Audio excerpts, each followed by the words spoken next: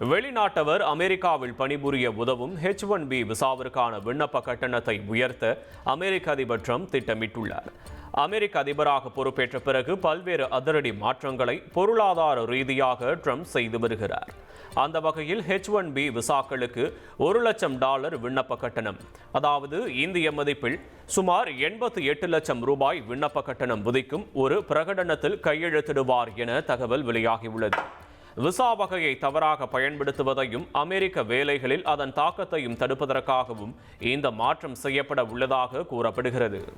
குஜராத்தில் 34,200 கோடி ரூபாய் மதிப்பிலான திட்டங்களை பிரதமர் மோடி தொடங்கி வைக்கிறார்.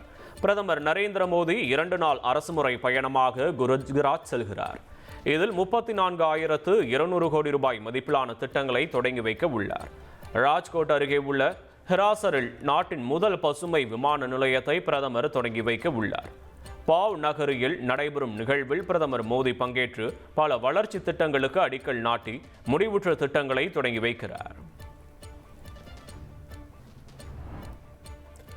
நாடாளுமன்ற உறுப்பினரின் தொகுதி மேம்பாட்டு நிதியை 10 கோடி ரூபாயாக உயர்த்த வேண்டும் என மத்திய அரசுக்கு முதலமைச்சர் ஸ்டாலின் வலியுறுத்தியுள்ளார்.